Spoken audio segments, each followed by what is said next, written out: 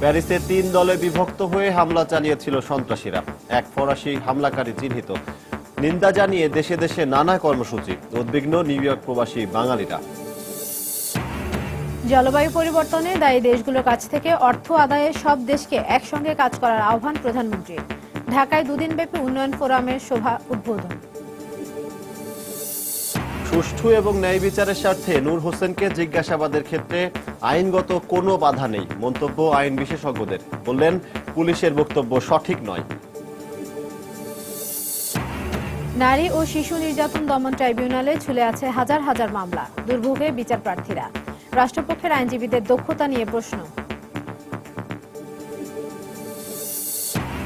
এবং মিরপুরে সিরিজের শেষ টি-20তে জিম্বাবুয়ের বিপক্ষে টস জিতে ব্যাট করছে বাংলাদেশ। তামিম, ইমরুল, মুশফিকের উইকেট পতন হলেও হাল ধরেছেন সাব্বির ও এনামুল।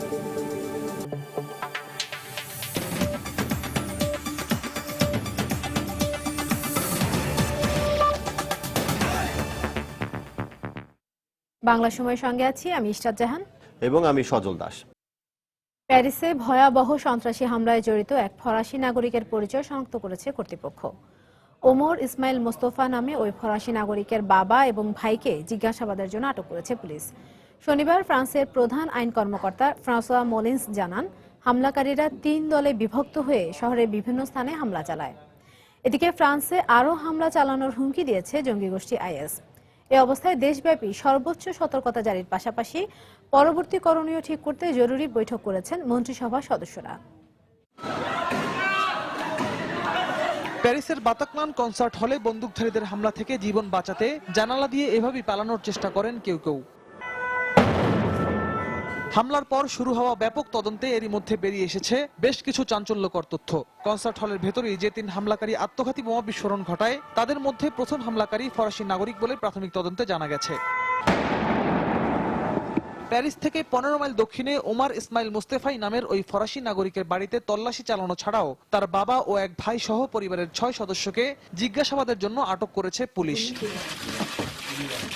ফ্রান্সের চিফ প্রসিকিউটর জানিয়েছেন, ৩টি দলে বিভক্ত হয়ে হামলা চালানো হয়। রোববার ৮ জন হামলাকারী নিহতের কথা বলা হলেও শনিবার ৭ জন হামলাকারীর মৃত্যুর খবর নিশ্চিত করেন তিনি। এদের একজনের মৃতদেহের কাছে একটি সিরীয় পাসপোর্ট পাওয়ার কথাও জানানো হয়। আমরা শুধু সন্ত্রাসীদের খুঁজে বের করার চেষ্টাই করছি না, আমরা এই হামলার মদদ দেয় কারা বা হামলার জন্য অর্থায়ন আসে কিভাবে তা জানতেও তদন্ত করছি। প্যারিসে হামলার পরপরই বেলজিয়ামেও জোরদার করা হয় নিরাপত্তা ব্যবস্থা। প্যারিস হামলায় জড়িত সন্দেহে দেশটির ফরাসি সীমান্তের কাছাকাছি এলাকা থেকে ৩ ব্যক্তিকে আটক করা হয়েছে। এরই মধ্যে আইএস জঙ্গিরা ইরাক ও সিরিয়ায় ফরাসি অভিযানের প্রতিশোধ নিতে প্যারিসে হামলা চালানো হয়েছে বলে দাবি করে বিবৃতি দিয়েছে। শিগগিরই দেশটিতে আরো হামলা চালানোর হুমকিও দেয় তারা। তবে সন্ত্রাসীদের কোনোভাবেই ক্ষমা করা হবে না বলে হুঁশিয়ারি উচ্চারণ করেছেন ফরাসি প্রেসিডেন্ট ফ্রাঁসোয়া ওলাদ। এ ধরনের হামলা লজ্জাজনক ও কাপুরুষোচিত আচরণ। আইএসের বিরুদ্ধে ফ্রান্স ক্ষমাহীন থাকবে। প্যারিসে সিরিজ হামলার পর শনিবার দেশের নিরাপত্তা ব্যবস্থা ও পরবর্তী করণীয় ঠিক করতে মন্ত্রিসভার কয়েক দফা বৈঠক অনুষ্ঠিত হয়। একই দিন প্যারিস বিমানবন্দর সহ দেশের বিভিন্ন স্থানে সতর্ক অবস্থানে থাকতে দেখা যায় নিরাপত্তা বাহিনীর সদস্যদের। রিয়াদুল ইসলাম, সময় সংবাদ। প্যারিসে সিরিজ বোমা হামলার পর উদ্বিগ্ন হয়ে পড়েছেন যুক্তরাষ্ট্রের নিউ ইয়র্কে বসবাসরত প্রবাসী বাঙালিরা। তাদের ধারণা, ধর্মীয় পরিচয়ে বিশ্বব্যাপী সন্ত্রাসী কর্মকাণ্ড প্রবাসীদের কর্মজীবনে নেতিবাচক প্রভাব ফেলতে পারে। এমন পরিস্থিতিতে শান্তিপ্রিয় মানুষ হিসেবে নিজেদের ভাবমূর্তি রক্ষায় সবাইকে এক হয়ে ধর্মান্ধ গোষ্ঠীর বিরুদ্ধে দাঁড়ানোর আহ্বান জানিয়েছেন প্রবাসী বাংলাদেশিরা। নিউ ইয়র্ক থেকে শিহাবুদ্দিন কিস্তুর তথ্য ছবি নিয়ে ডেস্ক রিপোর্ট। ফ্রান্সে সন্ত্রাসী হামলার বিরুদ্ধে নিন্দা জানিয়ে বিশ্ববাসীর সঙ্গে একাত্মতা প্রকাশ করেছেন নিউ ইয়র্কের প্রবাসী বাঙালিরাও। শনিবার জ্যাকসন হাইটসের ডাইভার্সিটি প্লাজায় সন্ত্রাসবাদীর বিরুদ্ধে প্রবাসীদের সংগঠন বাংলাদেশি আমেরিকান এর ব্যানারে বিক্ষোভ কর্মসূচির আয়োজন করা হয়। মানববন্ধন কর্মসূচিতে প্রবীণ সাংবাদিক সৈয়দ মোহাম্মদুল্লাহ, হাসান ফেরদৌস, মুজাহিদ আনসারি, কবি হাসান আল আব্দুল্লাহ, মানবাধিকার কর্মী কাজী ফৌজিয়া সহ অন্যান্যরা বক্তব্য রাখেন। ধর্মের নামে সন্ত্রাসী হামলাকে মানবতা বিরোধী অপরাধ উল্লেখ করে জাতি, ধর্ম, বর্ণ নির্বিশেষে বিশ্বব্যাপী ধর্মান্ধতাকে রুখে দাঁড়ানোর আহ্বান জানান বক্তারা। ধর্মের নামে সন্ত্রাসীদের কর্মকাণ্ড ভাগ্যান্বেষণে আসা প্রবাসীদের কর্মজীবনকে হুমকির মুখে ফেলবে বলেও শঙ্কা প্রবাসীদের। যদি প্যারিসের মতো জায়গাতে হতে পারে, সেইখানে হতে পারে, যে কোনো জায়গায় গেলে আগে চিন্তা করতে হবে আমরা সেফ কিনা। এই মুসলমান নামধারী কিছু বর্বরের অপকর্মের কারণে সকল মুসলমানের উপরে অপবাদ হয়, তাদের উপরে নানা ধরনের বিপদ নেমে আসতে পারে।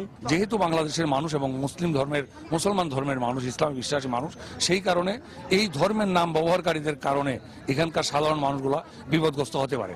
আমরা প্রতিক্ষণ ভয়ে থাকি যে একটা বড় গ্যাদারিং এ যাচ্ছি বা কোথাও যাচ্ছি, সামথিং মেবি হতে পারে। চরমপন্থীদের ইসলামের শত্রু উল্লেখ করে সন্ত্রাসবাদের বিরুদ্ধে সবাইকে রুখে দাঁড়ানোর আহ্বান জানিয়েছেন প্রবাসীরা।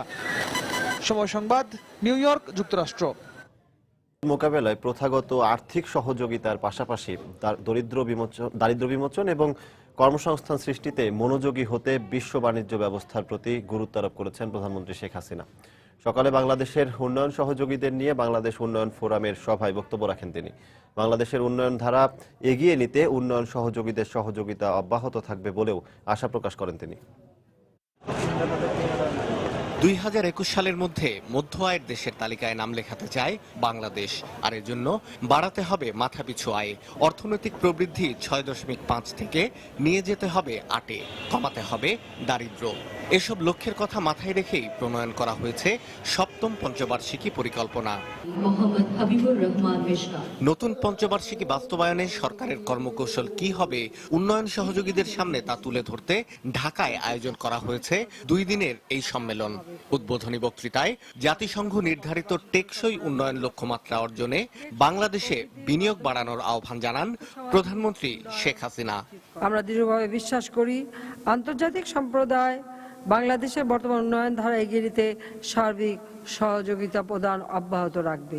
বিশ্বের বুকে একটি গতিশীল অর্থনীতি হিসেবে আত্মপ্রকাশ করার মতো সব উপায় ও উপকরণ আমাদের রয়েছে। দারিদ্র্য বিমোচন এবং কর্মসংস্থান তৈরিকে সর্বোচ্চ গুরুত্ব দিতে বিশ্ব বাণিজ্য ব্যবস্থার প্রতি আহ্বান জানান শেখ হাসিনা। উন্নয়ন ও জলবায়ু পরিবর্তন মোকাবেলায় প্রথাগত আর্থিক সহযোগিতার পাশাপাশি বিশ্ব বাণিজ্য ব্যবস্থা যাতে দারিদ্র্য বিমোচন, কর্মসংস্থান সৃষ্টি সহ সার্বিক বৈশ্বিক উন্নয়নে অবদান রাখতে পারে সে বিষয়ে আন্তর্জাতিক সম্প্রদায়কে আরো বেশি আন্তরিক ও মনোযোগী হতে হবে। জলবায়ু পরিবর্তনকে উন্নয়নের প্রধান অন্তরায় উল্লেখ করে তা মোকাবেলায় উন্নত দেশগুলোর অর্থছাড় প্রক্রিয়াকে আরো সহজ করতে বলেন প্রধানমন্ত্রী। বৈশ্বিক জলবায়ু অর্থায়ন প্রক্রিয়া বিদ্যমান শর্তসমূহ কঠিন ও জটিল। এই সংক্রান্ত তহবিলগুলিকে ঝুঁকিপূর্ণ দেশসমূহের চাহিদা ও অগ্রাধিকার অনুযায়ী কাজে লাগানোর ক্ষেত্রে বিদ্যমান বাধা ও অর্থছাড়ের ধীরগতি অপসারণ করতে হবে। বাংলাদেশের 7ম পঞ্চবার্ষিকী পরিকল্পনা বাস্তবায়নে প্রয়োজন হবে 31,90,000 কোটি টাকা, যার মধ্যে 24,65,000 কোটি টাকা আসবে বেসরকারি খাত থেকে। সরকার বিনিয়োগ করবে 7,25,000 কোটি টাকা। শাহ আলী জয়, সময় সংবাদ, ঢাকা। প্রধানমন্ত্রী শেখ হাসিনার ফ্রান্স সফর বাতিল করা হয়েছে, নিশ্চিত করেছে পররাষ্ট্র মন্ত্রণালয়। যে কোনো ধরনের নাশকতা মোকাবেলায় সরকারের প্রস্তুতি রয়েছে বলে জানিয়েছেন স্বরাষ্ট্রমন্ত্রী আসাদুজ্জামান খান কামাল। সকালে ফায়ার সার্ভিস ও সিভিল ডিফেন্স আয়োজিত এক সেমিনার শেষে সাংবাদিকদের প্রশ্নের জবাবে এই কথা বলেন তিনি। সর্বোচ্চ নিরাপত্তা নিশ্চিতে আইন শৃঙ্খলা রক্ষা বাহিনীর নজরদারি বাড়ানো হয়েছে বলেও জানান মন্ত্রী। 2013 শেষের দিকে 2014 প্রথম দিকে এরা যেই তাণ্ডব চালিয়েছিল, এগুলোকে আমরা আমাদের নিরাপত্তা বাহিনী সক্ষমতার সঙ্গে এগুলিকে প্রোটেক্ট করতে পেরেছে। আমরাও এই ব্যাপারে আমরা সজাগ রয়েছি, আমাদের দৃষ্টিও প্রসারিত রয়েছে, আমাদের ইন্টেলিজেন্সরাও কাজ করছে। আমরা মনে করি আমরা এই সমস্ত দাঙ্গাবাজ, এই সমস্ত জঙ্গিদেরকে আমরা প্রতিহত করতে পারবো, কারণ বাংলাদেশের মানুষ এই ধরনের দাঙ্গাবাজ, এই ধরনের জঙ্গিদের আশ্রয় প্রশ্রয় দেয় না এবং এদেরকে মানে কোনো রকম সহযোগিতা করে না। বাংলার সময় আরো থাকছে। 21 দিন যন্ত্রণায় ভুগে মারা গেলেন আশুলিয়ার অ্যাসিডে দগ্ধ গার্মেন্টস শ্রমিক মাজেদা খাতুন। মৃত্যুর আগে জবানবন্দি দিলেও এখনো ধরাছোঁয়ার বাইরে ঘাতক স্বামী।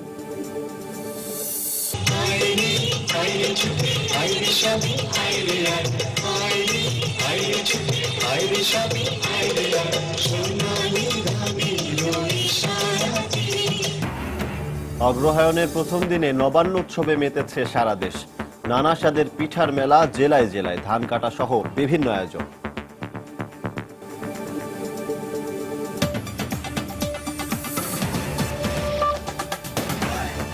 তাই তো সবাই বলে শিল্পাল্লার দিন শেষ, মেগা ডিজিটাল স্কেলে বাংলাদেশ। সুষ্ঠু এবং ন্যায় বিচারের স্বার্থে মামলার যে কোনো পর্যায়ে আসামিকে জিজ্ঞাসাবাদের সুযোগ রয়েছে বলে মনে করেন আইন বিশেষজ্ঞরা। সাবেক আইনমন্ত্রী ব্যারিস্টার শফিক আহমেদ বলেছেন, নূর হোসেন পলাতক থাকাকালীন 7 খুন মামলার অভিযোগপত্র দেয়ায় তদন্ত কর্মকর্তা চাইলে এখন তাকে জিজ্ঞাসাবাদের জন্য আবেদন করতে পারবেন। এক্ষেত্রে আইনগত কোনো বাধা নেই। আর সাবেক বিচারপতি সৈয়দ আমিরুল ইসলামের মতে, মামলার এ পর্যায়ে নূর হোসেনকে জিজ্ঞাসাবাদের সুযোগ নেই। পুলিশের এই ধরনের বক্তব্য সঠিক নয়। আফজাল হোসেনের রিপোর্ট। নারায়ণগঞ্জের আলোচিত 7 খুন মামলার প্রধান আসামি নূর হোসেন, যাকে মামলার অভিযোগপত্রে খুনের মূল পরিকল্পনাকারী ও অর্থের যোগানদাতা হিসেবে উল্লেখ করা হয়েছে। নূর হোসেন ছাড়া এই মামলায় আটক 22 জনকে জিজ্ঞাসাবাদ করা হলেও দীর্ঘদিন ধরে ভারতে পলাতক থাকায় তিনি ছিলেন ধরাছোঁয়ার বাইরে।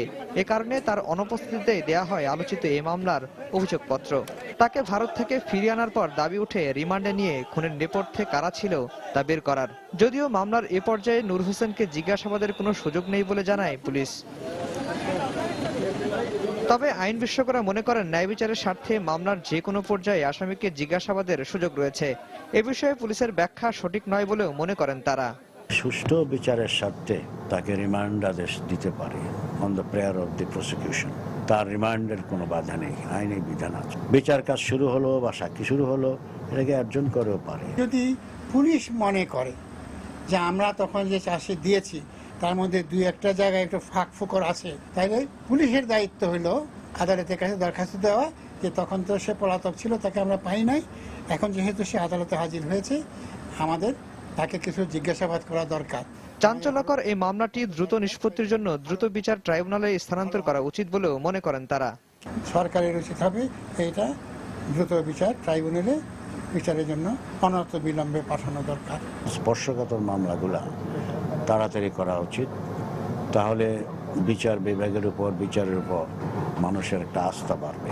তাদের মতে, মামলার শেষ পর্যায়ে আদালতের নির্দেশে আসামিকে জিজ্ঞাসাবাদ এবং পুনরায় অভিযোগপত্র দেওয়ার দেশ বিদেশে অনেক নজির রয়েছে। আফজাল হোসেন, সময় সংবাদ, ঢাকা। এদিকে নারায়ণগঞ্জের 7 খুন মামলার পূর্ণ তদন্ত ও প্রধান আসামি নূর হোসেনকে রিমান্ডে নেয়ার দাবিতে মানববন্ধন করেছে নিহতের পরিবার এবং এলাকাবাসী। সকালে সিদ্ধিরগঞ্জ উপজেলার মৌচাক এলাকায় মানববন্ধন অনুষ্ঠিত হয়। কর্মসূচিতে নিহতদের স্বজনরা ছাড়াও বিভিন্ন শ্রেণী পেশার মানুষ অংশ নেন। ঘণ্টাব্যাপী চলা মানববন্ধনে বক্তব্য রাখেন নিহত কাউন্সিলর নজরুল ইসলামের স্ত্রী সেলিনা ইসলাম বিউটি ও ভাই আব্দুস সালাম। এ সময় তারা নূর হোসেনকে দেশে ফিরিয়ে আনায় প্রধানমন্ত্রীর প্রতি কৃতজ্ঞতা প্রকাশ করেন। পাশাপাশি হত্যাকাণ্ডের মূল রহস্য উদ্ঘাটনের, নূর হোসেনকে রিমান্ডে নিয়ে জিজ্ঞাসাবাদের দাবি জানান তারা।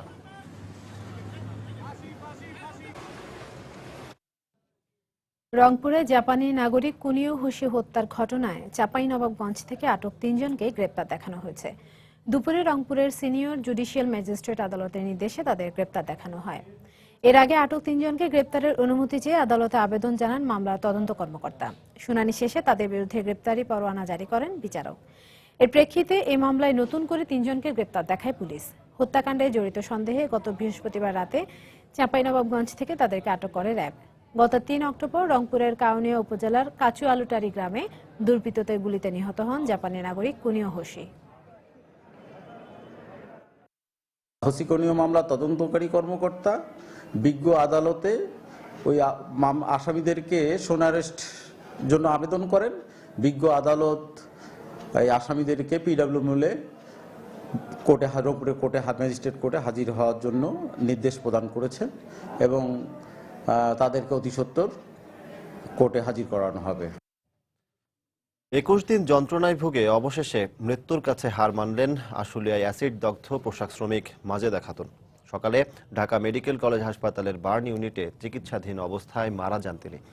গত 25 অক্টোবর ভোররাতে স্বামী সোহাগ তাকে অ্যাসিড নিক্ষেপ করে। এ বিষয়ে মৃত্যুর আগে মাজেদা তার স্বামীর বিরুদ্ধে জবানবন্দি দিয়ে গেলেও পুলিশ এখনো আটক করতে পারেনি কাকে।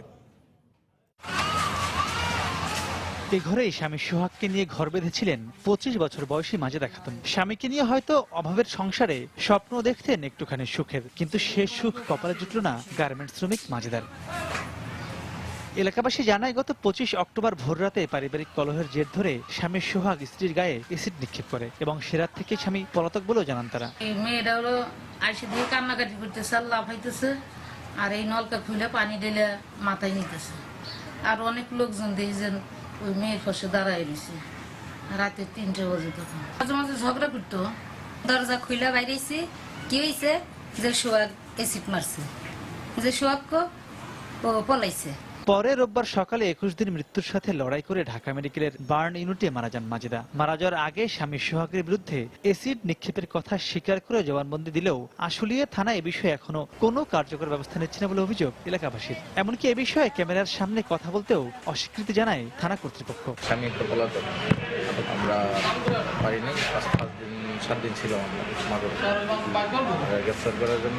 আমার নাম্বারই খোলা নাই, এখন অন্য কোনো নাম্বার যেটা বেশি কথা বলতেছে ওটাতে আমরা তাই করতেছি যে এইটা আছে কিনা সেই কিনা। দ্রুত সময়ের মধ্যে এসিড নিক্ষেপকারীকে আইনের আওতায় আনার দাবি আশুলিয়াবাসীর। মাহমুদ রাকিব, সময় সংবাদ, ঢাকা। এদিকে ময়মনসিংহের 3য় শ্রেণীর ছাত্রী নাদিরা হত্যার প্রতিবাদে এবং হত্যাকারীর ফাঁসির দাবিতে ক্লাস পরীক্ষা বন্ধ রেখে সড়ক অবরোধ, বিক্ষোভ মিছিল ও মানববন্ধন করেছে জেলা পরিষদ উচ্চ বিদ্যালয়ের শিক্ষক শিক্ষার্থীরা। সকালে মাসকান্দা এলাকায় স্কুল প্রাঙ্গণ থেকে বিক্ষোভ মিছিল বের করে বিদ্যালয়ের শিক্ষক শিক্ষার্থীরা। মিছিল নিয়ে ঢাকা ময়মনসিংহ মহাসড়কে গিয়ে অবস্থান নিলে কিছু সময়ের জন্য যান চলাচল বন্ধ হয়ে যায়। পরে পুলিশ এসে তাদের সরিয়ে দিলে আবারও যান চলাচল স্বাভাবিক হয়। মিছিলটি বিভিন্ন সড়ক ঘুরে আবারও বিদ্যালয়ে এসে শেষ হয়। সেখানে মানববন্ধন করেন তারা। গত বৃহস্পতিবার ময়মনসিংহ জেলা পরিষদ উচ্চ বিদ্যালয়ের 3য় শ্রেণীর ছাত্রী নাদিরা সুলতানাকে কুপিয়ে ও গলা কেটে হত্যা করা হয়। রাজশাহী বিশ্ববিদ্যালয়ের সমাজবিজ্ঞান বিভাগের শিক্ষক অধ্যাপক শফিউল ইসলামের হত্যাকারীদের বিচারের দাবিতে বিক্ষোভ সমাবেশ ও প্রতিবাদ র্যালি করেছেন শিক্ষক শিক্ষার্থীরা। সকালে বিশ্ববিদ্যালয়ের সিনেট ভবনের সামনে থেকে প্রতিবাদ র্যালি বের করে বিশ্ববিদ্যালয়ের শিক্ষক সমিতি ও সমাজবিজ্ঞান বিভাগ। র্যালিটি ক্যাম্পাসের বিভিন্ন সড়ক প্রদক্ষিণ করে পুনরায় সিনেট ভবনের সামনে গিয়ে শেষ হয়। পরে এক সংক্ষিপ্ত সমাবেশে শিক্ষক অধ্যাপক শফিউল ইসলাম হত্যাকারীদের দৃষ্টান্তমূলক শাস্তির দাবি জানান বক্তারা।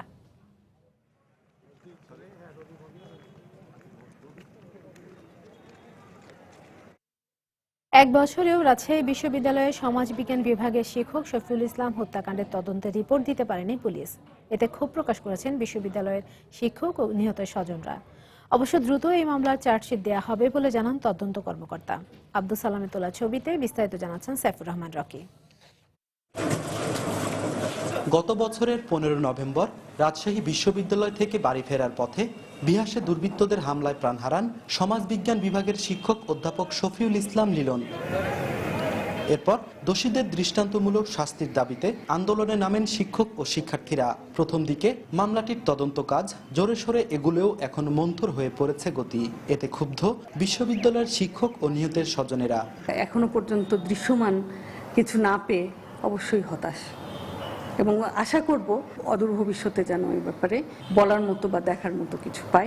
মামলার যে অবস্থাটা তাতে বলা যায় না যে অগ্রগতি খুব দ্রুত হচ্ছে। এদিকে বিচার না হওয়ায় এ ধরনের ঘটনা বারবার ঘটছে উল্লেখ করে দ্রুত হত্যাকারীদের আইনের আওতায় আনার দাবি জানিয়েছেন শিক্ষক সমাজের প্রতিনিধিরা।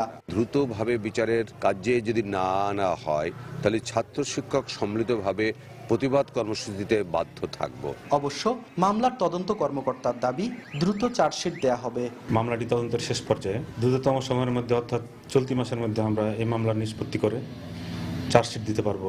এ ঘটনায় আইন শৃঙ্খলা বাহিনী 18 জনকে আটক করে জিজ্ঞাসাবাদ করে। জিজ্ঞাসাবাদে বিশ্ববিদ্যালয়ের হিসাব শাখার কর্মচারী রেশমা আক্তার তার স্বামী পিন্টু ও উজ্জ্বলের জড়িত থাকার বিষয়টি স্বীকার করে আদালতে 164 ধারায় জবানবন্দি দিয়েছেন বলে জানিয়েছে তদন্ত কর্মকর্তা। সাইফুর রহমান রকি, সময় সংবাদ, রাজশাহী। তদন্ত কাজে বিলম্ব ও সাক্ষী হাজির না করা সহ বিভিন্ন কারণে ঢাকার নারী ও শিশু নির্যাতন দমন ট্রাইব্যুনালগুলোতে ঝুলে আছে হাজার হাজার মামলা। জাতীয় মহিলা আইনজীবী সমিতির দাবি, বিভিন্নভাবে মামলাকে প্রভাবিত করা সহ রাষ্ট্রপক্ষের আইনজীবীদের দক্ষতার অভাবে বিলম্বিত হচ্ছে বিচার কাজ। তবে রাষ্ট্রপক্ষের আইনজীবী বলছেন, মামলার সংখ্যার তুলনায় ট্রাইব্যুনাল কম থাকায় বাড়ছে মামলা জট। সাদিকুর রহমানের রিপোর্ট। চোখে মারছে, আঘাত করছে, পুরো শরীরে আঘাত আছে। আমার সবাই মিলে মারধর করে, একজনই না, আমার পুরো ফ্যামিলি। রাজধানীর মিরপুরের বাসিন্দা জয়নব বেগম যৌতুকের টাকা দিতে না পারায় স্বামীর হাতে মারধরের শিকার এই নারীকে বিচারের আশায় প্রায়ই আসতে হয় আদালতে। কয়েক 3 লাখ টাকা নিয়ে এলে তোরে বাড়িতে ঢুকতে দিব না। আদালতে আসছি, আমার তো মনে হইতাছে না যে বিচার পাবো। নির্যাতনের শিকার আরেক নারী তাসলিমা আক্তার। মামলা নিষ্পত্তি না হওয়ায় গত 4 বছর ধরে আদালতে আসা যাওয়া করছেন এই নারী। আদালতের অপেক্ষায় আছে, ওনারা কোন আমার বিচার শেষ করে সেই অপেক্ষায় আমি তাকাই আছি। 180 দিনের মধ্যে নিষ্পত্তির বিধান রেখে গঠিত ঢাকার 5টি নারী ও শিশু নির্যাতন দমন ট্রাইব্যুনাল। তবে নানা কারণে অধিকাংশ মামলায় শেষ হতে সময় লাগে 2 থেকে 4 বছর। প্রতিদিন ঢাকার নারী ও শিশু নির্যাতন দমন ট্রাইব্যুনালগুলোতে ভিড় জমান নানাভাবে নির্যাতনের শিকার শত শত নারী। তাদের অভিযোগ, বছর পার হলেও নিষ্পত্তি হচ্ছে না মামলা। সঠিক সময়ে সাক্ষ্য গ্রহণ না হওয়াকে মামলা নিষ্পত্তিতে বড় বাধা বলে মনে করেন সংশ্লিষ্ট ট্রাইব্যুনালের রাষ্ট্রপক্ষের আইনজীবী। যথাসময়ে সাক্ষী হাজির করার জন্য থানা পুলিশের একটি বিশেষ সেল গঠন করা প্রয়োজন বলে মনে করেন তিনি। সেল গঠন থাকলেও মনে করেন ওখানে ওনারা সাক্ষীকে তড়িৎ গতিতে আমাদের এখানে পাঠাইতে পারে, তখন আমরা মামলাগুলো আদালতে শেষ করে দিতে পারি। নারী শিশুর যে 180 দিনের বিধানের কথা বলা আছে, কিন্তু তা তো এই অল্প সময়ের মধ্যে হয় না। তবে জাতীয় মহিলা আইনজীবী নির্বাহী পরিচালক বলেন, রাষ্ট্রপক্ষের আইনজীবীদের সদিচ্ছার অভাবে অনেক সময় আদালতে এসে দুর্ভোগ পোহাতে হয় বিচার প্রার্থীদের। পিপি তাদের কিন্তু পলিটিক্যাল পোস্ট, এটা পলিটিক্যাল পোস্ট হওয়াতে তাদের কিন্তু সেই ধরনের ঠিক যোগ্যতা এবং কমিটেড দুইটাই দরকার। সরকারি কোনো লোকের দ্বারা যদি অপরাধটা হয়, তখন কিন্তু তারা এই কেসটাকে কিন্তু অন্যদিকে নিয়ে যাওয়ার চেষ্টা করে। ঢাকায় অবস্থিত 5টি ট্রাইব্যুনালের মধ্যে শুধুমাত্র একটি ট্রাইব্যুনালেই নিষ্পত্তির অপেক্ষায় ঝুলে আছে 2000 মামলা। সাদিকুর রহমান, সময় সংবাদ, ঢাকা। আবারও নূর হোসেনকে জিজ্ঞাসাবাদ প্রসঙ্গ। নারায়ণগঞ্জে 7 খুন সহ বিভিন্ন হত্যাকাণ্ডের প্রকৃত রহস্য উদ্ঘাটনে নূর হোসেনকে রিমান্ডে নিয়ে জিজ্ঞাসাবাদ করা দরকার বলে মন্তব্য করেছেন জাতীয় মানবাধিকার কমিশনের চেয়ারম্যান ডক্টর মিজানুর রহমান। দুপুরে চুয়াডাঙ্গা জেলা প্রশাসকের সম্মেলন কক্ষে আয়োজিত এক অনুষ্ঠান শেষে সাংবাদিকদের একথা বলেন তিনি। নির্দিষ্ট এই 7 খুনের মামলাকে কেন্দ্র করেই নয়, বরঞ্চ নারায়ণগঞ্জে সংঘটিত অন্যান্য অনেক অপরাধের ক্ষেত্রে হয়তো তার সম্পৃক্ততা থাকতে পারে। সেটিতে বিচার করে শুধু চার্জশিট দেওয়া হয়েছে তাই এখানে রিমান্ডে নেবার কোন রকম কোন সুযোগ নেই, এই কথাটা কিন্তু গ্রহণযোগ্য মনে হচ্ছে না। যেটি না করলেই বরঞ্চ আমার মনে হয় জনমনে কিন্তু একটা সন্দেহ আশা বাঁধবে যে নিশ্চয়ই এখানে অন্য কোনোভাবে এই মামলাটি হয়তো দিক পরিবর্তনের একটা অশুভ প্রচেষ্টা চলছে। স্থানীয় সরকার নির্বাচনকে অবাধ, সুষ্ঠু ও নিরপেক্ষ করতে সরকার আন্তরিকতার সঙ্গে কাজ করে যাচ্ছে বলে দাবি করেছেন স্বাস্থ্যমন্ত্রী মোহাম্মদ নাসিম। বিকেলে লালমনিরহাটে বাংলাদেশ আওয়ামী স্বেচ্ছাসেবক লীগের ত্রিবার্ষিক সম্মেলনে যোগ দিতে গিয়ে তিনি একথা বলেন। সব রাজনৈতিক দলকেই আমরা আহ্বান করি স্থানীয় নির্বাচন, জাতীয় নির্বাচন অংশগ্রহণ করার জন্য। আমি বিশ্বাস করি এবার নির্বাচনের মাঠ থেকে বিএনপি চলে যাবে না, পালিয়ে যাবে না। নির্বাচন আসুক, নির্বাচন করুক। স্থানীয় সরকার নির্বাচন আমরা সবাই চাই, উৎসাহ উদ্দীপনার সঙ্গে হবে। মাদারীপুরে গ্যাস সিলিন্ডার বিস্ফোরণে একজন নিহত হয়েছেন। এই ঘটনায় আহত হয়েছেন আরও অন্তত 4 জন। সকালে কালকিনির ভুরঘাটা এলাকায় কুন্ডুবাড়ি মেলায় এই দুর্ঘটনা হয়। পুলিশ ও প্রত্যক্ষদর্শীরা জানায়, মেলায় খেলনা বেলুনে গ্যাস ভরার সময় হঠাৎ করে সিলিন্ডারটি বিস্ফোরিত হয়। এতে বেলুন বিক্রেতা সিরাজ সর্দার ও তার 2 ছেলে সহ মোট 5 জন আহত হন। আহতদের উদ্ধার করে উপজেলা স্বাস্থ্য কমপ্লেক্সে ভর্তি করা হয়েছে। পরে গুরুতর অবস্থায় 3 জনকে বরিশাল শের-ই বাংলা মেডিকেল কলেজ হাসপাতালে নেওয়ার পর চিকিৎসাধীন অবস্থায় একজনের মৃত্যু হয়। সেকেন্ডের মধ্যে মানে অন্ধকার হয়ে গেল, আমি আর তাপগুলা মানে নাক মুখে আর শরীরের মধ্যে পড়লো। আমি হাউজে ছিলাম, হাউজে থাকার পর ওই ঠাস করে বাস্ট হয়েছে। বেলুনে গ্যাস দেওয়ার সময় ওদের যে সিলিন্ডার বাস্ট হয়, সিলিন্ডার বাস্ট হয়ে বেলুন ব্যবসায়ী সহ তার 2 ছেলে আহত হন এবং আরও 2 জন প্রত্যক্ষদর্শী ছিলেন ওখানে, তারা আহত হন। এই 5 জন রোগী আমাদের এখানে আসে। হবিগঞ্জ ও ব্রাহ্মণবাড়িয়ায় সড়ক দুর্ঘটনায় একই পরিবারের 3 জন সহ 4 জনের মৃত্যু হয়েছে। আহত হয়েছেন আরও 3 জন। দুপুরে ঢাকা সিলেট মহাসড়কের হবিগঞ্জের দেবপাড়া এলাকায় সিলেটগামী একটি বাস পিছন থেকে একটি অটোরিকশাকে ধাক্কা দেয়। এতে ঘটনাস্থলেই একজন মারা যান। পরে হাসপাতালে নেয়ার পথে আরও 2 জনের মৃত্যু হয়। এদিকে এই ঘটনার প্রতিবাদে বাসটিতে আগুন ধরিয়ে দেয় বিক্ষুব্ধ জনতা।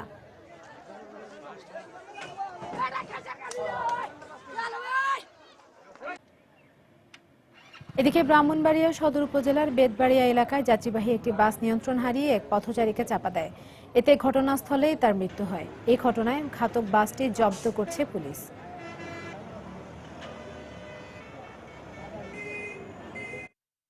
কুষ্টিয়ায় পরিত্যক্ত অবস্থায় সদ্য প্রসূত একটি নবজাতক শিশুকে উদ্ধার করেছে পুলিশ। সকালে শহরের বটতৈল মোড় এলাকা থেকে শিশুটি উদ্ধার করা হয়। পুলিশ জানিয়েছে, স্থানীয় একটি গ্যারেজের পেছনে পরিত্যক্ত অবস্থায় শিশুটিকে পড়ে থাকতে দেখে পুলিশে খবর দেয় হোটেলের কর্মচারীরা।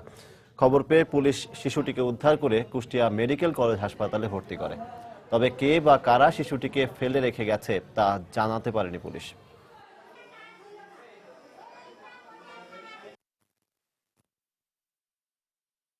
এই ধরনের বাচ্চা ম্যানেজ করতে হলে স্পেশাল নিউবর্ন কেয়ার ইউনিট লাগে, অর্থাৎ স্ক্যানু। আমাদের সে ধরনের নিবিড় পরিচর্যা কেন্দ্র এখানে এখনো গড়ে ওঠেনি, তৈরি হচ্ছে। তো সে তেমন হলে তখন এটাকে এখানে ম্যানেজ করা সম্ভব ছিল, কিন্তু এই মুহূর্তে সম্ভব না। সমতল আদিবাসীদের জন্য স্বাধীন ভূমি কমিশন গঠনের দাবিতে চাঁপাইনবাবগঞ্জ থেকে রাজশাহী অভিমুখে জাতীয় আদিবাসী পরিষদের লং মার্চ অনুষ্ঠিত হয়েছে। দুপুরে নাচল বাস স্ট্যান্ড থেকে লং মার্চের উদ্বোধন করেন ঐক্য ন্যাপের সভাপতি পঙ্কজ ভট্টাচার্য।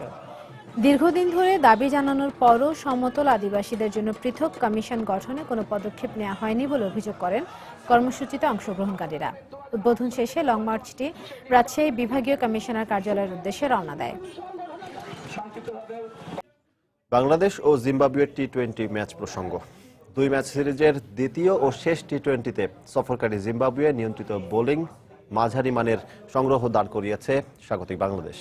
প্রতিপক্ষকে 136 রানের টার্গেট দিয়েছে টাইগাররা। মিরপুরে ব্যাট করতে নেমে দারুণ সূচনা পায় স্বাগতিকরা। লিটন দাসের জায়গায় দীর্ঘ 4 বছর পর টি-20 একাদশে সুযোগ পাওয়া ইমরুল কায়েস ও তামিম ইকবাল চড়া হয়ে ব্যাট করেন প্রতিপক্ষের বোলারদের বিপক্ষে। কিন্তু হঠাৎই ছন্দপতন টাইগারদের ব্যাটিং লাইন আপে। দলীয় 34 আর ব্যক্তিগত 21 রানে মাজাফির বলে তামিম ফেরেন সাজঘরে। তার কিছুক্ষণ পরই আউট হন ইমরুল কায়েস, তিনি করেন 10 রান। এরপর ভালোই খেলতে থাকা মুশফিকও আউট হন ব্যক্তিগত 9 রান করে। দারুণ কিছু করার ইঙ্গিত দিয়েছিলেন সাব্বির, কিন্তু ইনিংসটাকে লম্বা করতে পারেননি তিনি। আউট হন 17 রান করে। এছাড়াও উইকেটে বেশিক্ষণ স্থায়ী হতে পারেননি নাসির ও মাহমুদুল্লাহ। তবে শেষ পর্যন্ত এনামুল বিজয়ের 47 রানের ওপর ভর করে 9 উইকেটে 135 রানের পুঁজি পায় বাংলাদেশ।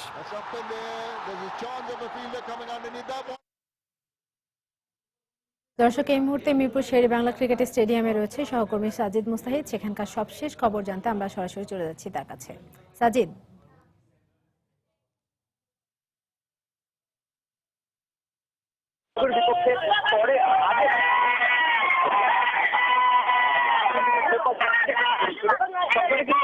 কিন্তু বাংলাদেশের জিম্বাবুয়ের বিপক্ষে পরে আগে ব্যাট করে সর্বনিম্ন স্কোর। এর আগে কিন্তু বাংলাদেশ জিম্বাবুয়ের বিপক্ষে টি-20তে যে কবার আগে ব্যাট করেছিল সববারই কিন্তু 160+ বাংলাদেশের স্কোর ছিল।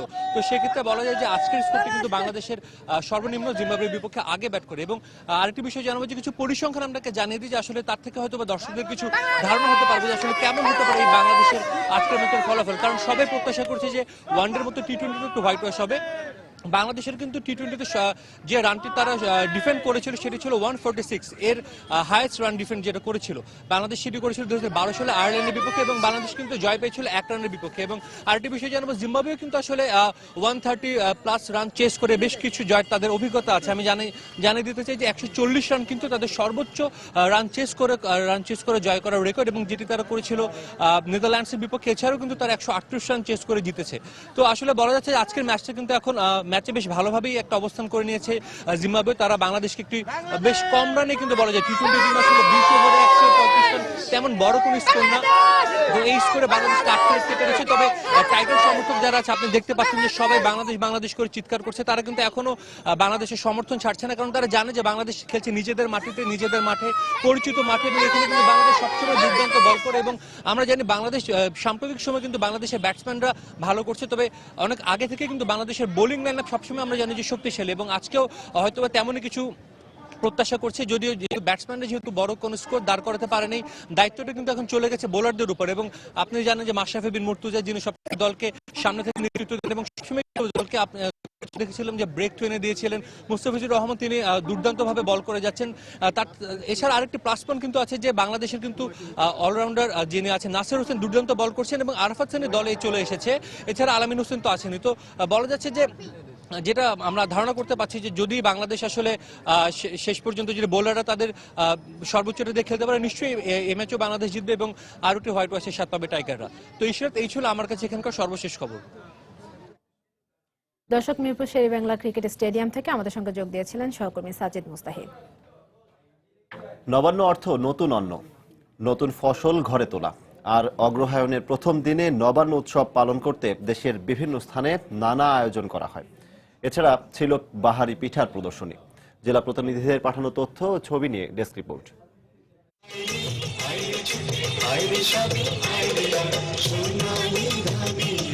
এভাবেই নাচের তালে তালে নবান্ন উৎসবকে স্বাগত জানালো শিশু কিশোররা। জেলা প্রশাসনের পক্ষ থেকে চট্টগ্রামের শিশু একাডেমিতে আয়োজিত এ সাংস্কৃতিক অনুষ্ঠানে ছিল নাচ, গান, আবৃত্তি সহ নানা আয়োজন। বিকেল ৩টা থেকে শুরু হয়ে সন্ধ্যা ৬টা পর্যন্ত এই আয়োজনে তুলে ধরা হয় বাঙালি সংস্কৃতির নানা দিক। সারি বেঁধে সাজানো নানা নামে নানা নকশার বাহারি সব পিঠা।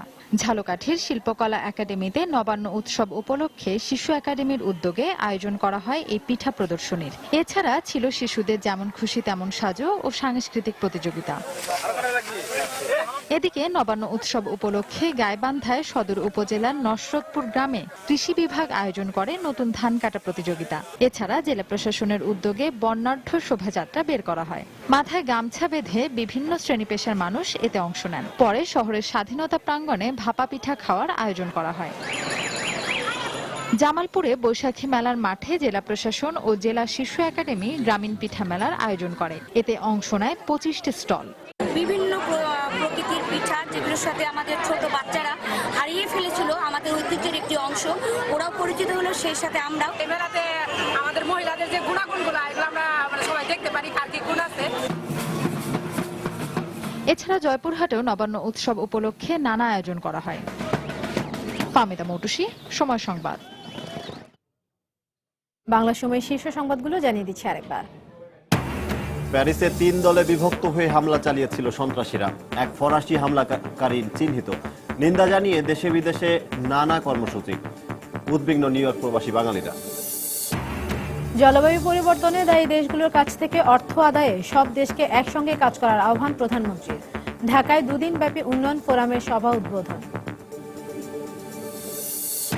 সুষ্ঠু এবং ন্যায় বিচারের স্বার্থে নূর হোসেনকে জিজ্ঞাসাবাদের ক্ষেত্রে আইনগত কোনো বাধা নেই, মন্তব্য আইন বিশেষজ্ঞদের। বললেন, পুলিশের বক্তব্য সঠিক নয়। নারী ও শিশু নির্যাতন দমন ট্রাইব্যুনালে ঝুলে আছে হাজার হাজার মামলা। দুর্ভোগে বিচার প্রার্থীরা। রাষ্ট্রপক্ষের আইনজীবীদের দক্ষতা নিয়ে প্রশ্ন। এবং মিরপুরে সিরিজের শেষ টি-20তে জিম্বাবুয়েকে 136 রানের টার্গেট দিয়েছে বাংলাদেশ। একটা জয় নিয়ে লজ্জা এড়াতে চায় সফরকারীরা।